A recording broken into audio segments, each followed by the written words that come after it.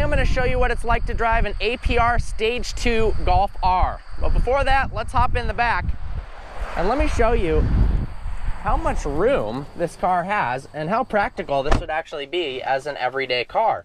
So I'm 5'11", I've got plenty of legroom sitting behind myself, and I've also got plenty of headroom as well. The owner of this car weighs almost 300 pounds and is 6'3", and he loves it. There's also plenty of room in the back for golf clubs or camera equipment. Let's go and drive this thing.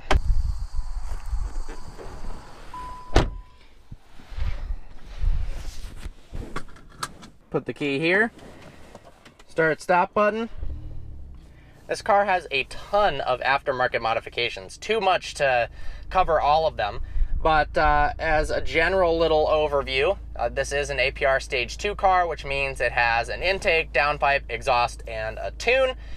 We've got an APR intake, a Corsa performance exhaust, APR tune, and a whole host of other upgrades as well. Single mass flywheel, we got a Stage 3 clutch, which can take a heck of a lot of beating. Got a nice APR boost gauge here. The instrument cluster is very plain, but it looks nice, a lot nicer than the Focus RS. The steering wheel is comfortable. I wish it was a little bit thicker.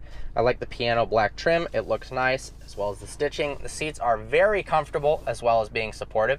We've also got some lighting in here. When it gets dark, this lights up in some nice blue. Overall, feels like it has really good build quality, but you know what? That is not what this car is about. It is about the performance, so let's put it in first. Let's turn traction control off, hold that for a few seconds, turns it totally off.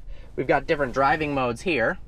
Let's put it into race and see how this thing does. APR Stage 2 means 392 horsepower and 409 pound-feet of torque, which is a lot in a car that only weighs 3,300 pounds.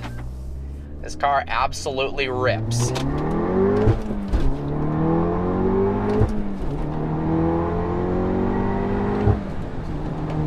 Compared to something like the Focus RS, this car feels a lot more stable at high speeds. That's actually something you notice immensely with the Focus RS, is when you get up to some higher speeds, it feels like it wants to dart back and forth across the road, like it's not quite capable or enjoying the fact that you are going fast. This car is very, very easy to drive if you're not trying to push the limits of performance as well. Put it into 5th gear. This has a valved Corsa exhaust, so if you're below 3,200 RPMs, it's not very loud at all. You get a little bit of drone if you give it some decent amount of gas in the upper gears, but nothing too intense. The transmission is okay. We've got a 6-speed manual. You've also got a DSG option.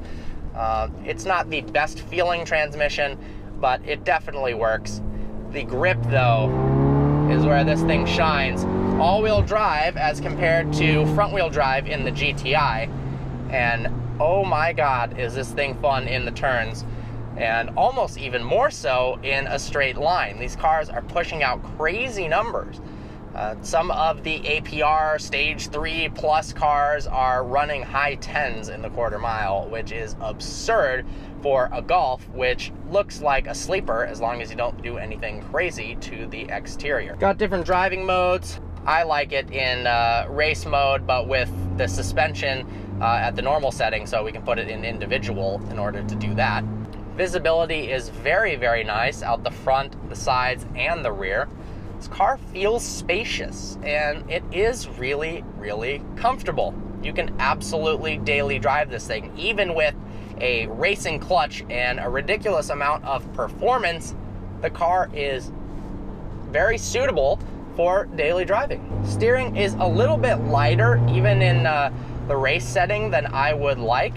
A little bit more stiffness and effort to turn the steering wheel would be nice.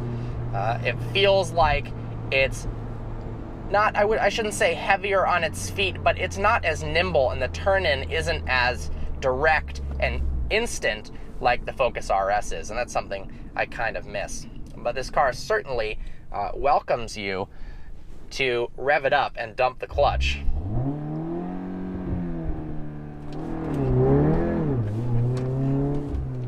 All right, let's see what this thing can do 0 to 60.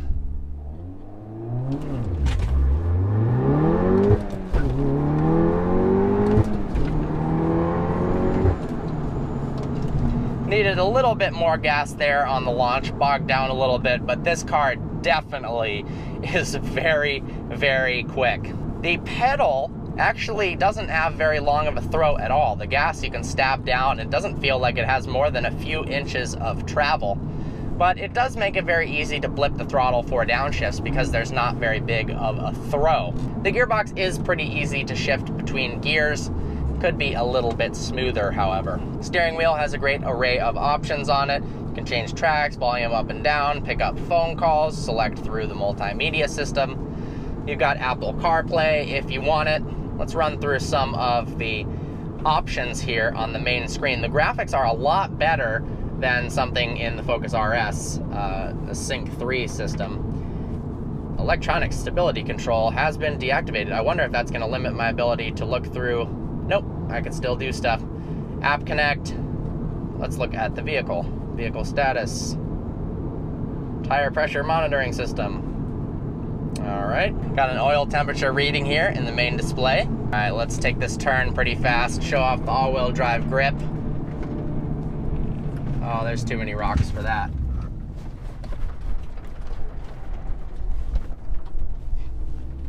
So I'll go ahead and shut up. Let's hear the sound of an APR Stage 2.